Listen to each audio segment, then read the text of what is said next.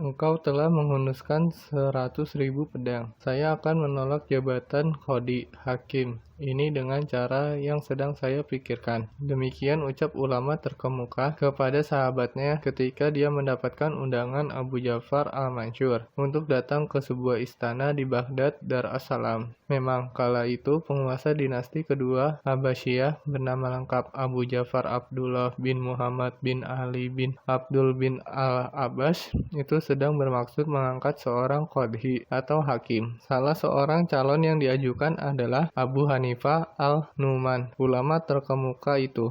Calon-calon lainnya yang diajukan antara lain Sufyan al-Tsauri, Mis'ar bin Kidam, dan Abu Umayyah Syurai bin al-Haris al-Kindi. Siapakah jati diri ulama kondang itu? Abu Hanifah al-Nu'man yang satu itu tidak lain adalah seorang ahli hukum Islam, tokoh pendiri salah satu mazhab fikih. Pakar fikih ini bernama lengkap Abu Hanifah al-Nu'man bin Sabit bin Zuthah al-Taimi, lahir di Kufah, Irak pada 80 Hijriah atau 699 Masehi, pada masa pemerintahan Al-Walid bin Abdul Malik dari dinasti Muawiyah. Dalam lingkungan keluarga berdarah Mawali atau keturunan para tawanan perang, ayahandanya Sabit bin Zuthah adalah seorang pedagang sutra yang mempengaruhi pikirannya. Sedangkan nenek moyangnya adalah seorang berdarah Persia yang berasal dari Kabul, Afghanistan, dan dibawa ke Kufah sebagai tawanan perang. Dibebaskan dan masuk Islam di bawah perlindungan Gani Taimullah. Ketika kecil, Abu Hanifah al-Nu'man belajar di bawah bimbingan Al-Syabi, seorang ahli fikih terkemuka di Irak kala itu. Saat itu, gurunya telah melihat tanda-tanda keistimewaan muridnya yang satu itu sehingga dia menasehati muridnya agar belajar lebih tekun dan pergi belajar kepada ulama-ulama besar. Nasihat itu dia patuhi. Dia lantas belajar kepada At-Toha bin Robiah dan Nafi, mantan budak Abdullah bin Umar, untuk menimba ilmu hadis, dan kepada Hamad bin Sulaiman. Dia belajar ilmu fikih selama 18 tahun. Tokoh yang haus ilmu dan seorang pedagang yang berhasil ini juga sempat belajar kepada beberapa sahabat, antara lain kepada Anas bin Malik, Abdullah bin Aufah, Abdullah bin Mas'ud, Abdullah bin al-Abash, Suhail, dan Abu Tufail. Karena wawasannya yang luas, dia mendapatkan gelar Bahar al-Ilm atau Lautan Ilmu. Tidak seperti hal Sufyan as-Tsauri yang segera menghindar ke negeri lain, Mis'ar bin Kidam yang berpura-pura gila begitu menerima tawaran itu. Abu Hanifah al-Nu'man ingin menyampaikan penolakannya atas tawaran itu langsung kepada sang penguasa dalam sebuah pertemuan resmi. Ketika berada di pertemuan itu, ulama yang senantiasa mengenakan busana terbaiknya ketika sholat itu pun mengemukakan penolakannya atas tawaran itu dengan bijak. Kiranya Allah Subhanahu wa Ta'ala menganugerahkan kebijakan kepada Amir al-Mu'minin. Sungguh, saya tidak kuasa menduduki jabatan tersebut. Engkau harus bersedia menerima tawaran itu, tegas sang penguasa dengan nada tidak senang. Amir al-Mu'minin, saya bukan orang Arab. Para pemuka Arab tentu tidak akan menerima keputusan-keputusan yang saya akan tetapkan sebagai qadhi. Karena itu, saya merasa bahwa saya tidak cocok dengan jabatan itu. Jabatan itu tiada kaitannya dengan masalah keturunan, tetapi berkaitan dengan kepakaran. Engkau adalah seorang ulama terkemuka di masa ini, sahut sang penguasa dengan nada suara mulai melengking. Amir al-Mu'minin, sahut sang penguasa, tetap dengan nada suara bijak. Saya telah memutuskan sepenuh hati bahwa saya tidak kuasa menduduki jabatan itu. Jabatan itu akan menyebabkan saya menjadi seorang pendusta. Manakala saya menjadi seorang pendusta, tentu saya tidak pantas menduduki jabatan itu. Sedangkan jika saya menjadi orang yang jujur, saya telah menjelaskan kepadamu Amir al-Mu'minin, saya tidak pantas menduduki jabatan itu. Mendengar penolakan demikian, amarah sang penguasa itu pun meledak. Dia pun memerintahkan agar ulama terkemuka itu dihukum cambuk. Benar saja, ulama yang telah berusia lanjut itu pun dihukum dera hingga mencapai 130